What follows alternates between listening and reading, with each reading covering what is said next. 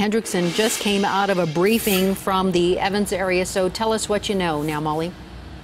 Yeah, we just got out of this community briefing here, and where much of it focused on the water, as you mentioned. So I want to get right to what the situation here is in Evans. So the First Avenue treatment plant, something happened and it has basically been out of operation. They cannot get to it because of the floodwaters to determine how to fix it or what exactly is going on. So at this point, it's just kind of a wait game. Because of that, they're telling people in the area that they cannot flush, they cannot shower, basically anything that goes down the drain, you cannot do. I want to tell you the parts that are affected. Basically anybody in the Evans city limits and unincorporated Weld County east of 35th Avenue and north of the South Platte River, as well as Hunter's Reserve subdivision north of Parkview Drive and east of Mountain View Drive, Carriage Estate subdivision in unincorporated Weld County. Some of these people are not obeying this rule, and what's happening is if you flush, you're going to be backing up sewage in your neighbor's basement. So a lot of the people here at the meeting today were saying that people are not obeying this rule and they are having feet of sewage in their basements right now. So again, the water is okay to drink. There is no boil advisory in the city of Evans, but there is a no flush advisory. So they don't want you doing anything that goes down the drain. A lot of people here wondering where that they can shower. They are going to be posting updates to Facebook. We know that some churches are opening their doors during certain times of the day to give residents the opportunity to shower there. The other thing we know is that they have sent out a reverse 911 call to these areas to inform residents. They've also been posting on Facebook and their website to make people aware of these rules, but a lot of people still are unclear about what the rules are exactly. So again, nothing down the drain here in Evans. They also have some businesses in the city that they've been checking on to make sure that they're complying, that they said that 2 of them haven't been in compliance, so the health department is going back to those businesses to make sure that they are complying with this rule.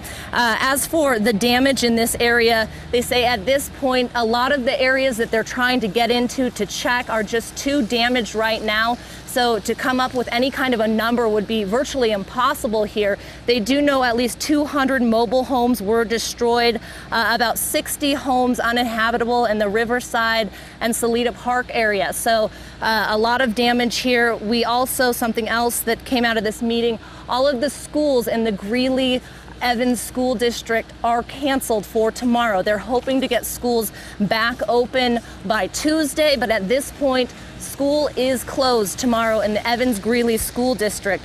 That also includes the charter school, the Union Colony Elementary, and the university schools. So all of the schools closed. They are encouraging staff to come in and help out and to try to get things back up and running for when they anticipate the students to return. Right now they're looking at Tuesday, but they're just not sure at this point. They say that might be a little overzealous. So we will continue to follow things out here. A lot of damage, a lot of people just kind of in a wait and see. As far as the sewage treatment plant goes, they say that they're trying to get crews in there, but it could be as many as 10 days before that can happen, before the waters recede enough so that they can get crews in there to check out exactly what's going on.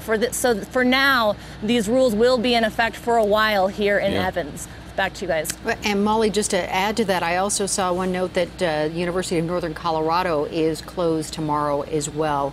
And I don't have full confirmation on that, but that is something that I've heard. Did they happen to mention that in the briefing? They did not mention that. They did not mention that, but I will check on that and hopefully get back to you guys with updated information. And any guesstimate as to how many families affected there in Evans? I know that's a big question. You know, at this point, and that was something people wanted to know. They also wanted to know about how much money this was going to take to clean up, and they said that it's just too soon to come up with figures like that because the damage is so widespread, and some of the areas that are most affected and the families that are most affected, you know, they can't really get to at this point and check out exactly the extent of everything here. How about people being able to get around in the town of Evans, getting to and from and going to other cities? What kind of road closures and that sort of thing? Have they talked about that at all? They didn't talk about road closures here. We do know that there are some in the outlying areas. As far as in the city of Evans, things seem to be moving pretty smoothly, and we haven't seen a lot of flooding like right in the city, but I have to be honest with you, we did get in here and we came right to this meeting, so as far as checking things out, you know, we were a little bit limited. Sure. Well, and as far as your travels into Evans, then how were the conditions? Just observation. Well, along I-25 was slow going, I can tell you that. As we got further north, it was really at a crawl, stop-go traffic, a lot of it. South I-25 looked a little bit smoother, but it did slow down quite a bit the further north we got, and then it picked back up.